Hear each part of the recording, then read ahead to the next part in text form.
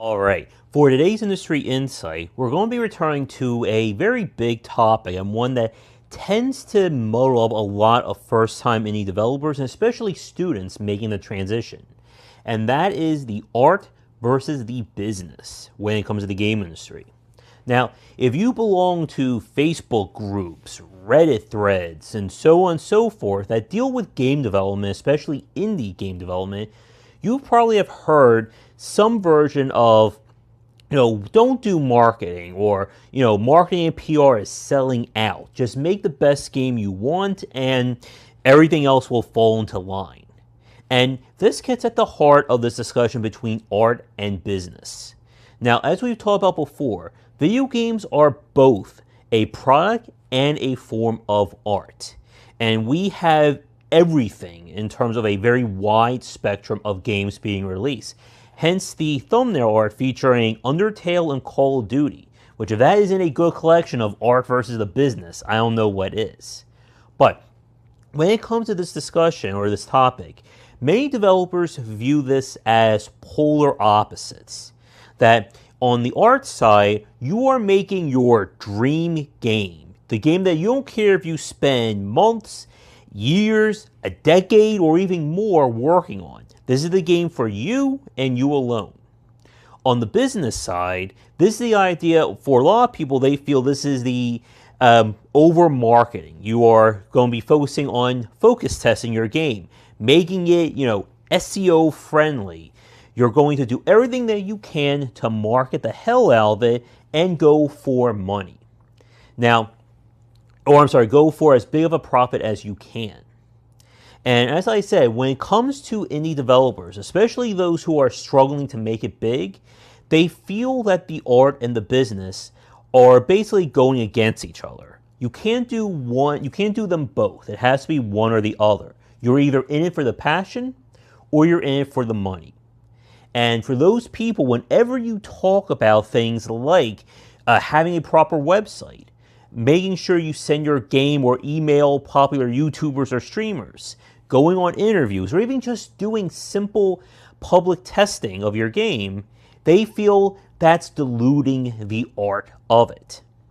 But as we've talked about before, and what makes this such a very important thing to understand, is that good game design is about a marriage of both. And I've said this before, and I'm going to say it again. If you're a developer watching this right now who thinks that having a press page on your website, contacting YouTubers and streamers, or even just responding to people when you're working your game is considered selling out, then you are not going to succeed in this industry. And that's the key term whenever we talk about the art versus the business, or really why there isn't a competition there. The best game developers, and especially the most successful ones, realize that there's a marriage between the two. One of my friends, Z from Serenity Forge, said this on one of our podcasts, and it still holds true. There's as much art in the business as there is business in the art.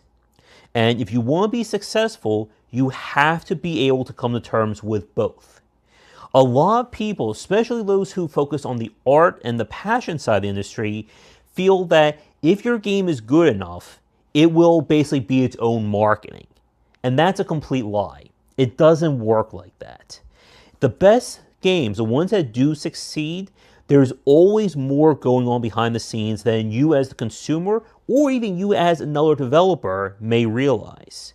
I always go back to this example, but Red Hook Games with The Darkest Dungeon still stands as probably the best example of how you handle this marketing campaign from beginning to middle to end.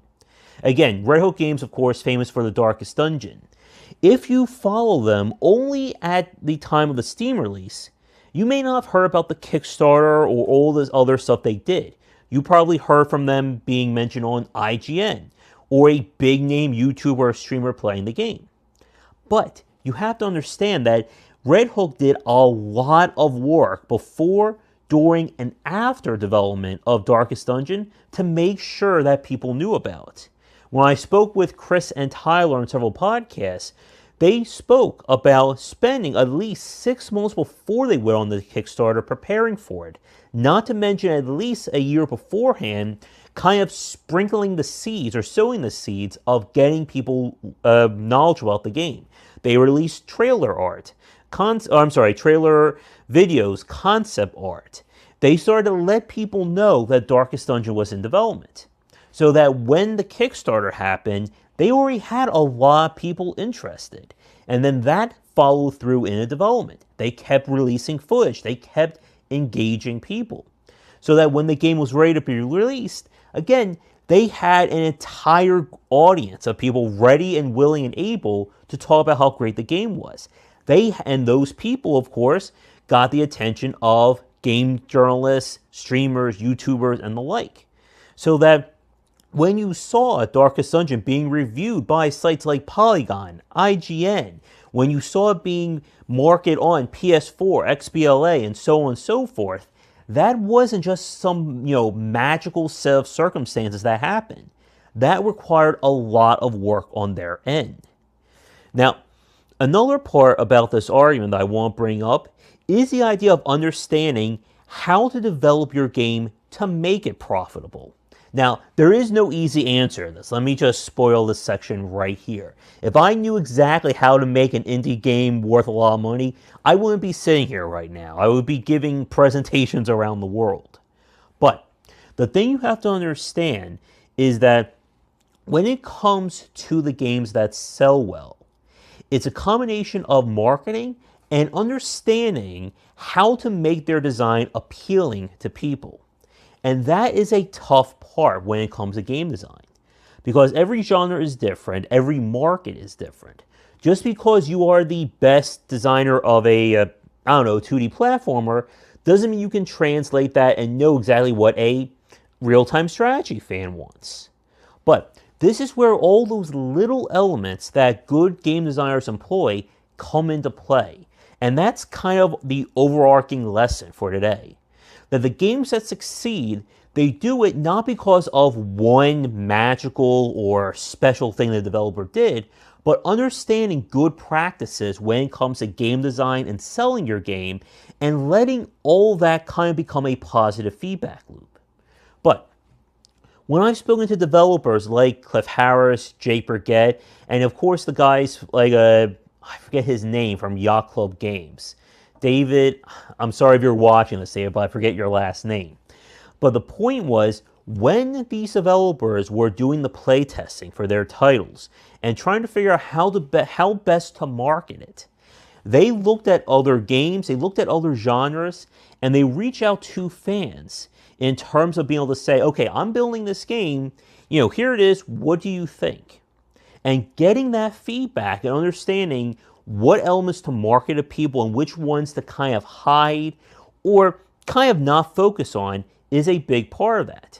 When I spoke with Jake about Shadowhand, he talked about making that game Steam friendly, focusing on the hardcore combat, the unique setting, as opposed to just saying it's a solitaire game. And being able to market your game like that is very key. So is being able to understand feedback when you're doing playtesting, whether it's a public test, beta, closed, you name it. When we had several times talking to John Brieger about this, being able to understand the best and worst elements of your game are key when it comes to iterating and, of course, marketing it.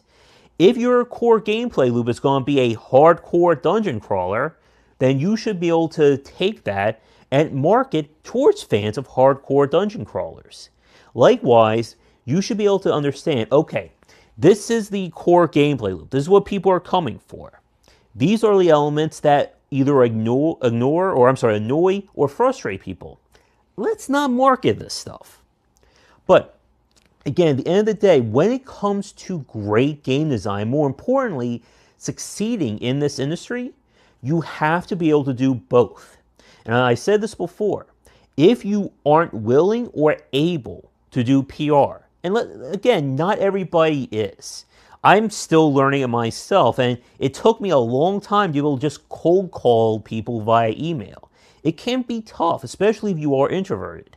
But if you're not able to do it, find somebody who can, whether it's somebody in your own company or with your studio friends, or hiring an independent publisher. There are a lot of people out there who specialize in marketing. And this is the kind of stuff that goes a long way towards making your game marketable. Because at the end of the day, here's the scary thing. Just because your game is good doesn't mean it's going to be profitable. I have played many games that I've loved that I wish did so much more for the developers.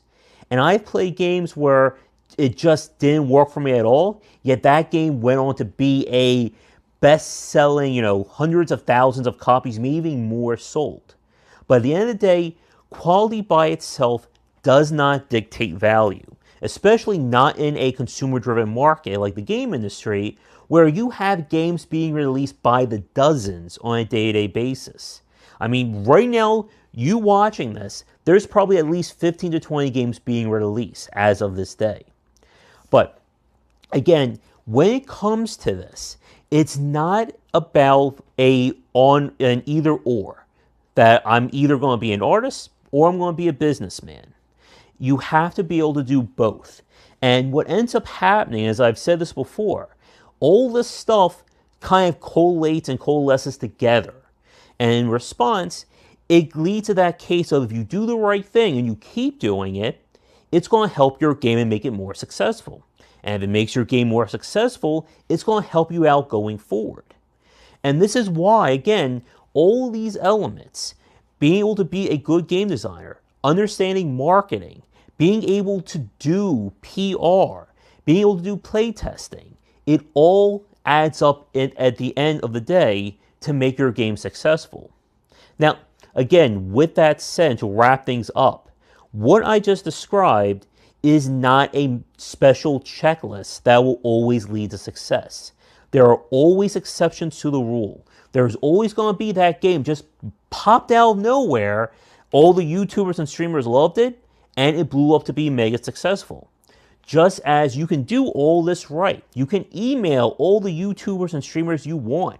You can send copies to IGN, Destructoid, Kotaku, and so on, and your game still doesn't work. But as anyone who has succeeded or is succeeding when it comes to running an indie or just a AA or AAA game company knows, all these elements have to be in play to mitigate that risk.